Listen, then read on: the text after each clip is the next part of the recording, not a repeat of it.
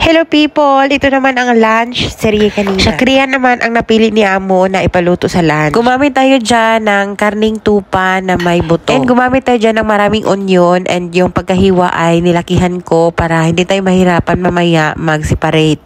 Tatanggalin kasi natin yan and ibe-blender. Naglagay na pala ako dyan ng asin at konting paminta para malasa na. Ipe-pressure pot lang natin yan ng mga 45 minutes. So, iniwan ko yan sa kusina while naglinis ako ng aking linisin. And after 45 minutes na pinakuluan natin yung karne, dito na tayo sa kusina uli.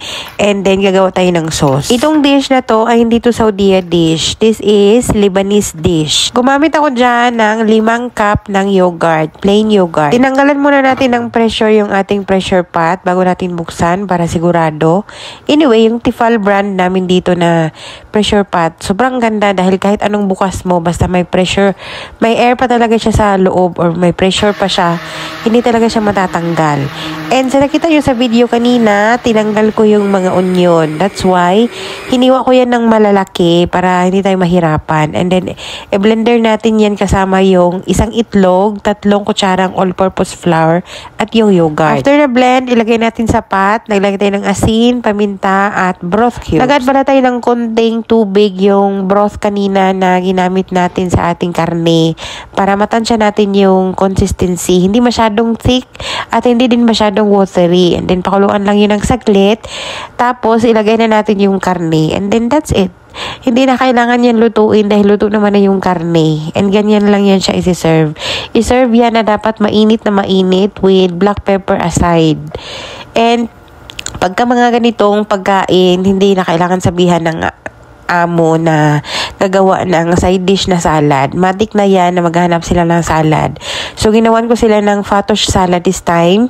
Yung salad na yon ay cut lang yon na cucumber, white onion, lettuce, tomato, at green bell pepper.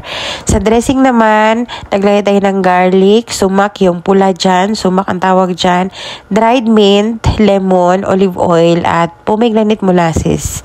Naglagay tayo ng asin, depende sa gusto nyong alat. And yung sauce na yan, medyo marami, so hindi ko yan inubos dahil konti lang yung ating gulay or konti lang yung ating salad. Nakulangan ako sa lasa dyan, kaya nag-add ako ng konting molasses, yung pomegranate molasses. Masarap kasi yung fatosh pagka nag-agaw yung alat, tamis, at asin. Yung dressing ng salad, dinamihan ko ng dried mint leaves dahil kulang talaga yung mga gulay dyan. Dapat meron yan siyang fresh mint leaves and yung alusiman leaves or porcelain. And pwede kayong mag-add ng red radish din doon. And then yung top nun is fried bread na Arabic bread. Pinirito ko lang.